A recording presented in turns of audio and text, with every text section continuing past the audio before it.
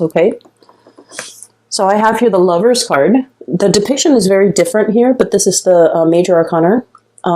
Number 6, which is the Lovers card, choices and trust, okay? So choices, excuse me, and the 7 of Cups, choices and options, mulling over, you know, all the things that could be, all the things that we want to come in, to manifest and to come into being for us. So both of these are about choices and options. And then I also have an energy here of temptation, okay? We have here the Shadow card, and the Shadow card is the Devil card in the traditional Rider-Waite deck. This is about things that we have a really strong affinity to, a pull towards, that we feel might not be completely good for us, but nevertheless, we are very drawn towards it. And then with the 7 of Cups as well, this is about temptation, okay? Looking at our options and being tempted by other options. So, needless to say, I feel like it's going to be a very exciting month. I'm hearing the word juicy.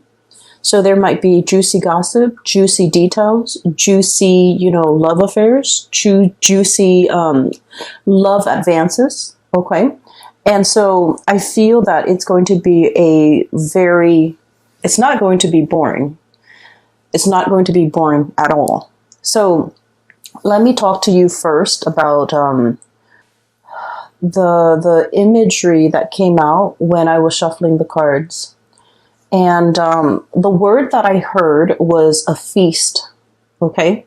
And what I saw was, you know, it looks like it looks like a scene on a boat, like on a cruise ship, long ago, like probably in the early century.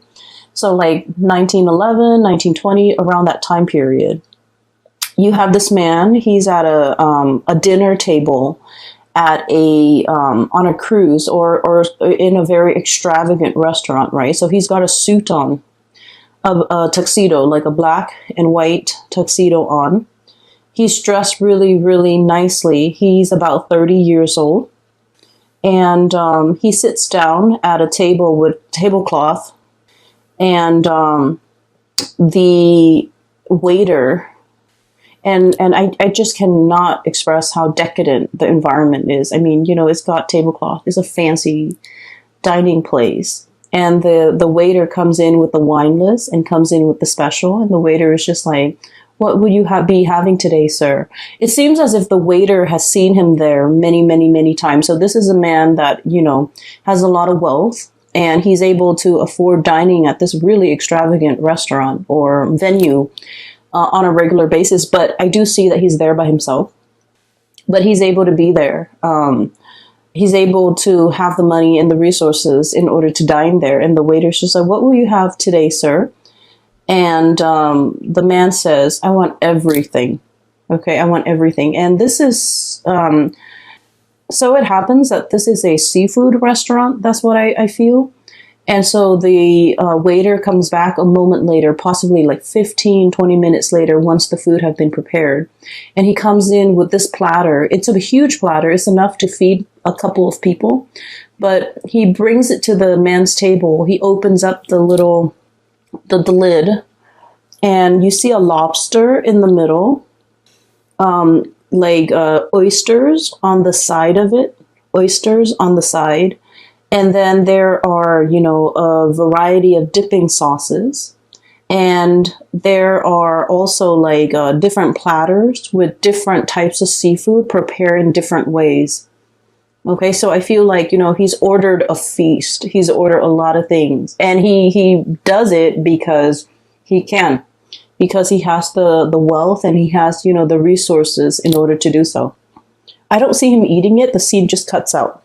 So, first of all, let me talk about this whole concept about a feast, okay? And I feel like it's really drawing my attention to like a feast or famine type of an environment, okay? I feel like you're that man. you're that man in the nice clothing, the tuxedo, in this really beautiful, extravagant restaurant. And you told the waiter, I want everything. Okay. And I feel like there might have been a period of time in your life where you wanted everything, but you couldn't have everything. Maybe out of financial constraints, maybe out of a sheer sense of discipline, or maybe the opportunities were scarce, or maybe you were operating from a place where you were, denying yourself of nice things, of extravagant things, because you thought it was frivolous, right? And so I feel this concept of feast or famine, I see a lot of people who might be in the, the fitness industry where, you have to present yourself a certain way. So you might have to go on binge dieting, like heavily monitoring your water and your food intake. And so there might be bouts of time where you're binging a lot on certain foods to bulk up. And then there are times when you're, required to drastically lose the weight or tone up or shape up in some way or some fashion. And so I feel like, there were times where you had to eat, and then there were times where you had to like slim down. And so I feel like it's work related for many of you.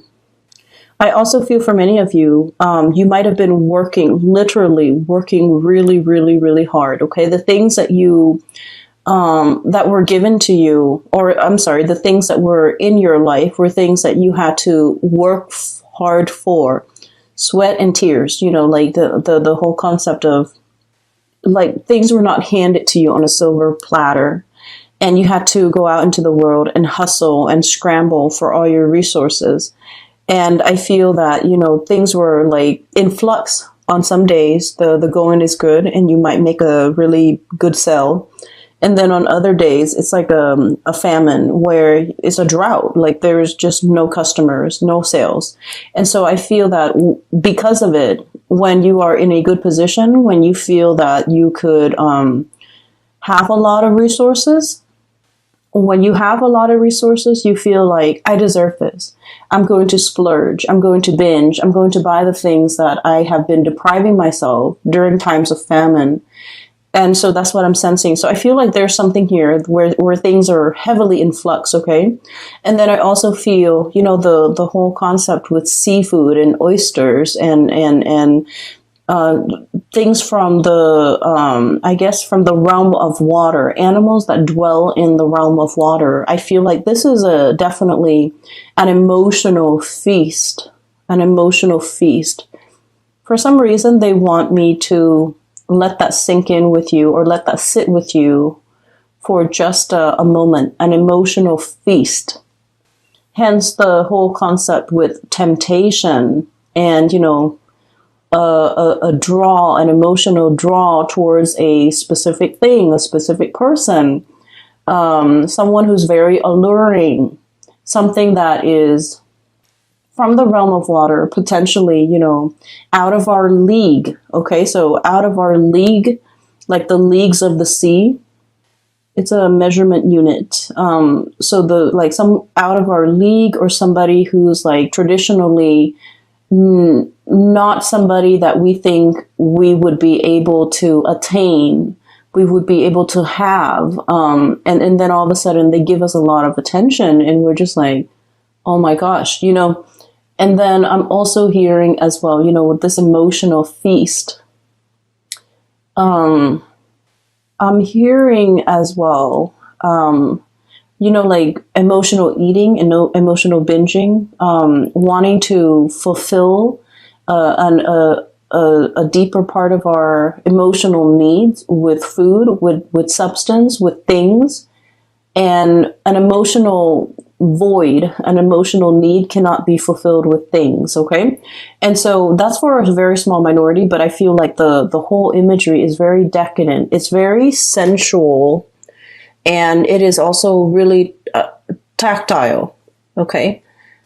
I'm drawn to the oyster, like the hardness of the shell is contrasted by the softness and the softness and the sliminess of the insides. Okay.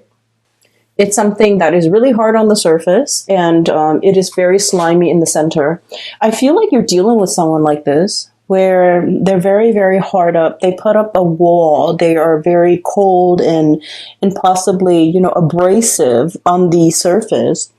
But inside is this, you know, gooey, soft middle. So it indicates to me somebody who has a really soft heart. And I feel like the world has made them very hard. Life was hard for them. This could also be you, Libras. Okay, so I feel that, you know, you're very diplomatic. A lot of Libran people are just very diplomatic, and you show a really nice face. But I do feel that you are skeptical. Okay, you're skeptical about, you know, about people's intentions, about life. And I feel like when you're dissatisfied with something, you voice your opinion, okay? You will get angry, and you will be able to say, like, you know, exactly why that bothers you or why you're discontent. And so I feel like there might have been, you know, periods of famines where you're just like very discontent. And so we're coming into this like bubbling spring, the springtime of your life.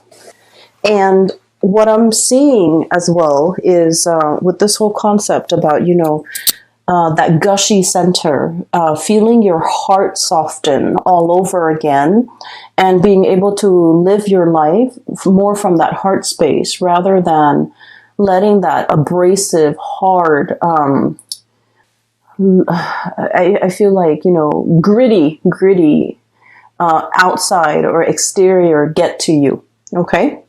So it's a very, very sensual type of a reading, and I'm going to talk about, you know, the cards individually. So first of all, moths to a flame. Okay, so I have here, this is the Five of Cups, and it's also the firefly. Okay, so this is like a flicker of light, somebody sending out their intentions, making their intentions known, drawing attention to themselves, and especially, you know, winged animals, especially insect. They are messengers. They're all about being able to communicate. And I feel like there is an emotional message here that somebody is communicating to you. But I feel that they have that hard exterior about them. They might have been burned in the past. They might be a little bit shy. They might not know how you are responding to them. They might not know how you feel about them. They might be very hesitant about your ability. They might be very hesitant about how to initiate contact. Okay, so it's not like a calling, like, you know, I can pick up the phone, or I can text you, or I can, you know, shoot you an email. It's not that simple. I feel that it's somebody who is at odds with their emotions and how they feel about you. And crowning this is the Hangman, which is waiting, a state of suspension, waiting waiting for information, waiting for a situation to turn around, waiting for some type of a breakthrough so that we understand what we need to do. And with this praying mantis, once again, you know, female mantises, they when they copulate, they eat the heads of the male mantis, okay? And so once again, the whole concept about eating, and also I just feel like, you know, the imagery surrounding this is there's an element of risk and danger and, you know, losing face, okay? Literally losing your head, losing face, not wanting to reach out to somebody and have it on read, where the other person read the message, but they don't respond, not wanting to be embarrassed. So I just feel like you're dealing with someone who's not really sure about how you feel about them. And they are as well they might be very confused about their feelings. They might be feeling things and all their emotions are very bunched up, and they don't really know where to begin. Okay, it's like fumbling in the dark. That's what this Five of Cups feel like to me. There's not enough light, even though the animal is casting light or drawing in light. but you're only seeing like, you know, kind of like Morse code, like sparks of light. It comes and it goes. And it's not enough light to guide you, to show you the way. And then furthermore, we have the moon, which is all about confusion. It's all about this really nebulous sense of emotions, okay, like emotions overwhelming us, feeling things on a very like empathic, psychic level, including feeling things on a very deep emotional level, but we can't really make sense of it. Things are foggy, things are hazy. We're navigating an environment that can feel really uncomfortable because we can't really see what's, you know, 2 feet in front of us. And so I feel like there is a situation here where someone is feeling things so strongly about another person.